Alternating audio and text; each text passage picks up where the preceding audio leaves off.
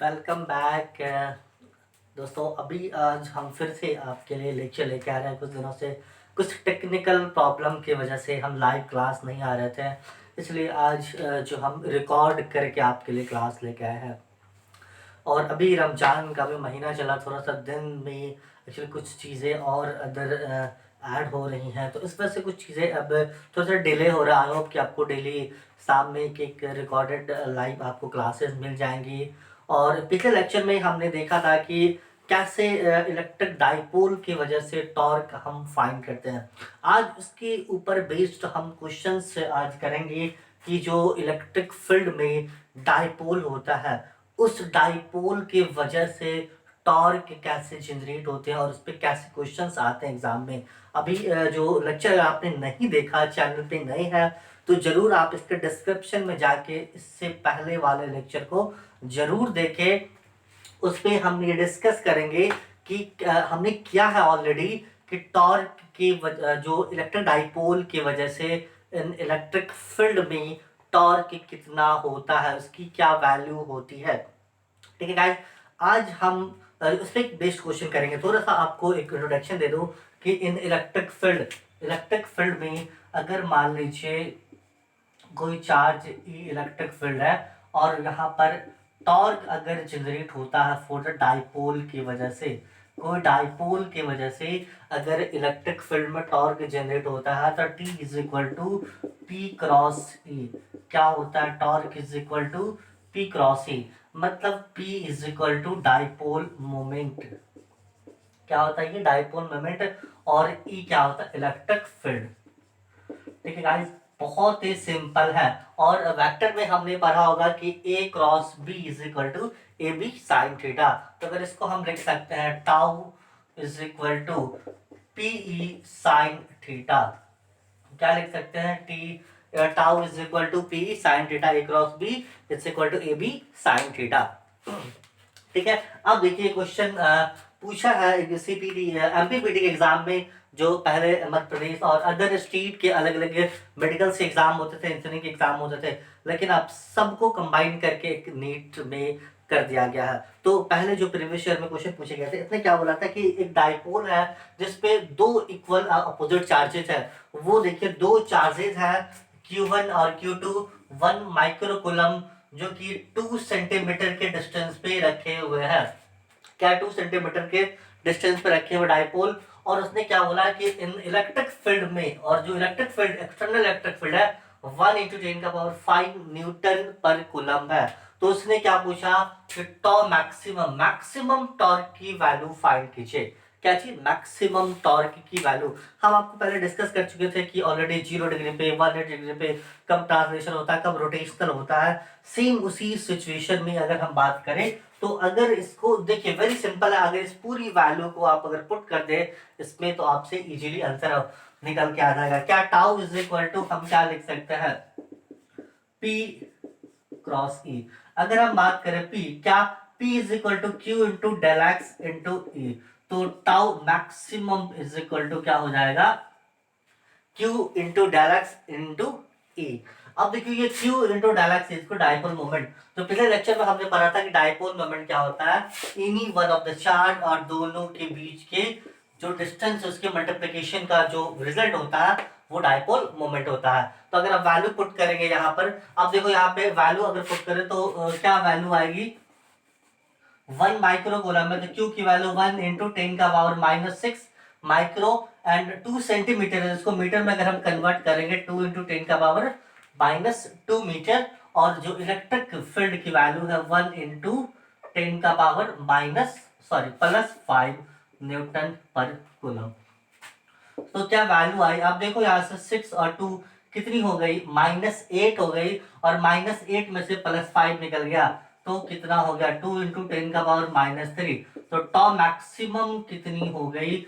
2 into 10⁻3 Newton metre. जो अब option में देखो, यहाँ पर ऑप्शन में ये गिवन है 2 इंटू 10⁻3 न्यूटन। बहुत ही सिंपल सिंपल क्वेश्चन पूछे जाते हैं मेडिकल से एग्जाम में। और इंजीनियरिंग के एग्जाम में थोड़ा सा फिजिक्स बच्चे लोगों को टफ लगता है, इतना टफ हो जाता है। लोग मानते हैं कि फिजिक्स बहुत ज़्यादा टफ होता है नीट और जेईई मेंस पे। ऐसा नहीं है दोस्तों, बहुत ही सिंपल है, आप थोड़ा सा रिवीजन करो और एनसीईआरटी के भरोसे भी ना रहो, कुछ बुक और एक्स्ट्रा ऐड करो, क्योंकि एनसीईआरटी आपको बस वो चीज़ें देती है जो उस पे है। और एक्स्ट्रा कभी-कभी जो नीट के पेपर्स में है, हमने जो पिछले साल का अगर आप एनालिसिस करोगे क्वेश्चन पेपर को, तो आपको ये पता चलेगा कि जो पेपर है उसमें बहुत सारी चीज़ें एक्स्ट्रा जो अदर उस बुक पे नहीं है इंक्लूडिंग, उससे अलग से क्वेश्चन पूछे जाते हैं। केमिस्ट्री और बायोलॉजी वालों के लिए नीट के पेपर बहुत बेस्ट है वन सेटिंग, बट फिजिक्स थोड़ा सा आपको मेहनत करने के लिए वो करती है।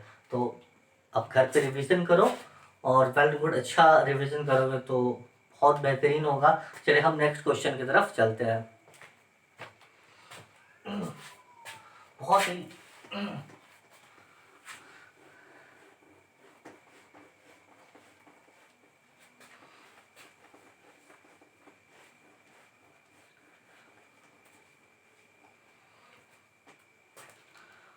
अब देखो इसने क्या बोला कि 3 चार्जेस है जो कि सेपरेट है इक्विलेटरल ट्रायंगल के फॉर्म में।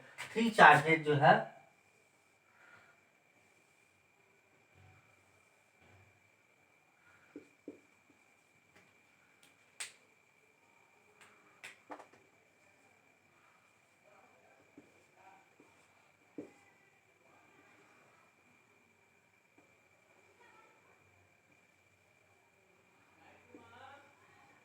ये -2q + 2q, और ये जो है आपको ये वैल्यू 3 जो चार्जेस है इक्विलेटरल ट्रायंगल पे की शक्ल में ऐसे रखा हुआ है। और जो डिस्टेंस है इक्विलेटरल ट्रायंगल का मतलब ऑल साइड्स आर इक्वल।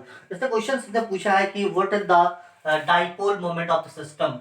इस पूरे सिस्टम का डाइपोल मोमेंट कितना होगा।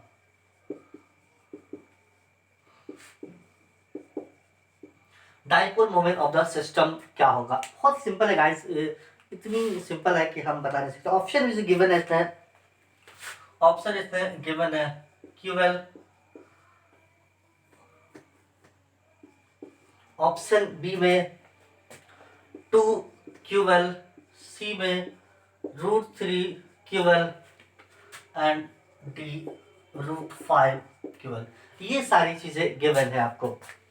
अब देखिए इससे क्या वो बोला कि जो ट्रायंगल के फॉर्म में है। अब इसने पूछा है कि what is the system of the, इसका पूरे सिस्टम का जो है, अगर मान लीजिए कि ये ट्रायंगल है A B C, A B C कोई ट्रायंगल है और -q2q चार्ज हेयर +q और +q चार्ज यहाँ पर रखा हुआ है, तो इस पूरे सिस्टम की जो वैल्यू है वो कितनी हो जाएंगे। पूरे सिस्टम का जो डाइपोल मोमेंट है। अब देखो डाइपोल का मतलब क्या, 2 डिफरेंट चार्जेस। अब देखो हमने आपको एक चीज बताया था पहले जो डिस्कस किया था डाइपोल मोमेंट में, जरूरी नहीं है कि 2 डिफरेंट चार्जेस हो। और हमने जो इसके कन्फिग्रेशन, चार्ज के कन्फिग्रेशन पे भी क्वेश्चन वहां सॉल्व किया था। अब बहुत ही सिंपल प्रोसेस अगर मान लेते हैं कि यहाँ पर देखो, यहाँ पे P1 और ये डाइपोल मोमेंट है P2, ये P1 और P2 है। तो बहुत बच्चे क्या होते हैं, अरे सर ये तो दोनों का चार्ज है 2 × Q और L डिस्टेंस है, तो क्या 2QL हो जाएगा क्या। लेकिन नहीं, आपके ऑप्शन में गलत ऑप्शन के लिए भी यहाँ पर तैयार है। अब देखो अगर इसका डाइपोल मोमेंट निकालो तो देखो, ये अगर आप फिगर से देखोगे तो from figure it is clear that magnitude of P1 is equal to magnitude of P2। क्या बोल सकते हैं, अगर दोनों की वैल्यू की बात करें कि इस P1 और P2 की वैल्यू हमेशा इक्वल है, ये इस कंडीशन में इक्वल होगी। अगर हम लिखना हो तो हम क्या लिख सकते हैं, it is the QL। QL हम लिख सकते हैं, दोनों फॉर्म चार्ज और उसका बीच का डिस्टेंस जो कि हम बोल सकते हैं। लेकिन पूरे सिस्टम का बोला है, इस पूरे सिस्टम का डायपोल निकालना है। तो अगर ये दोनों राइट एंगल ट्राइंगल पे है, तो अगर हमको पता है कि अगर निकालना है वेक्टर के फॉर्म में, ए और बी दो वेक्टर है और दोनों का मैग्नीट्यूड निकालना हो तो a² + b² + 2ab cos theta, इससे हम इजीली फाइंड कर सकते हैं।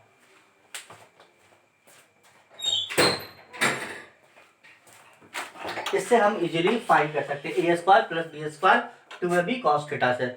अब देखो यहाँ पे a b से फाइंड कर सकते हैं। अगर ये जो P1 और P2 की वैल्यू है QL से, तो हम क्या करेंगे इसको, यहाँ पे रूट अंडर क्या क्यू एल का स्क्वायर प्लस क्यू एल का स्क्वायर प्लस 2ab, ये कितना Q L into Q L और थीटा, क्योंकि जो राइट एंगल ये जो ट्राइंगल है ये क्या इक्विलेटरल ट्राइंगल है, तो ऑल एंगल जो है वो 60 डिग्री का होगा। तो हम क्या लिख सकते हैं, cos 60 डिग्री। तो अब सॉल्व करो, क्या हो जाएगा 2ql square, 2ql square, yes, और प्लस देखो यहाँ पे ये भी क्या हो जाएगा 2q square L square cos theta 1/2, ये 2 कैंसिल हो गया, रूट अंडर क्या बचा यहाँ पे 2 और यहाँ पर 1, तो क्या हो जाएगा 3q square L square root under. अगर मैग्नीट्यूड ऑफ द सिस्टम जो पूरा निकाले डाइपोल मोमेंट पूरे सिस्टम का, तो कितना हो जाएगा, रूट बाहर आ जाएगा, तो आप इसको निकालो, कितना हो जाएगा root under 3ql। This is the magnitude of the system, root 3ql। Option C is correct हो जाएगा। बहुत ही सिंपल चीजें हैं, इसमें कोई ज्यादा टफ नहीं है। अगर आप ध्यान से देखो तो ये जो सिस्टम इसका और इसका दोनों का मैग्नीट्यूड, क्योंकि यहाँ भी माइनस यहाँ भी दोनों के चार्ज है, दोनों का डिस्टेंस, लेकिन अगर इस सिस्टम की बात करो तो यहाँ पे दोनों का जो है डिस्टेंस वो थोड़ा सा अलग होगा। इसलिए पूरे सिस्टम का ये निकाल दिया, ये हमने लगा दिया वेक्टर फॉर्म में, जब दो, क्योंकि दो है तो इसका रिजल्टेंट इधर आएगा, तो इस रिजल्टेंट के थ्रू जो है हम इसको कैलकुलेट कर दिया। बहुत सिंपल, ये वेक्टर जो आपने पढ़ा होगा पीछे वही चीजें हैं। चलिए वन मोर क्वेश्चन की तरफ हम चलते हैं, बहुत ही सिंपल एक और क्वेश्चन है, ये भी पूछे गए हैं एग्जाम में।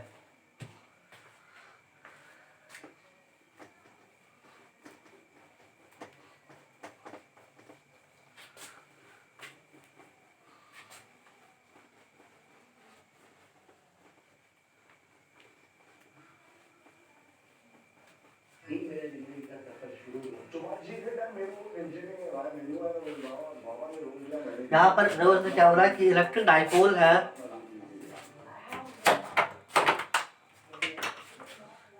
इलेक्ट्रिक डाइपोल है, और इस इलेक्ट्रिक डाइपोल में इसने क्या कुछ बोला है कि जो सेपरेट किया हुआ है अपोजिट चार्जेस की वजह से, जो कि चार्जेस की वैल्यू उसने क्या दिया हुआ है 2 × 10⁻⁻6 कूलम इसने दिया हुआ, मतलब 2 माइक्रो जो है coulomb is separated distance 3 centimetre, और जो डेल्टा एक्स की जो वैल्यू दी हुई है वो कितना 3 सेंटीमीटर इसने गिवन है। और इसने क्या बोला कि placed an electric field 2 × 10⁵ Newton, और इलेक्ट्रिक फील्ड की जो वैल्यू है इसने 3 × 10⁵ न्यूटन पर कूलम इसने गिवन है।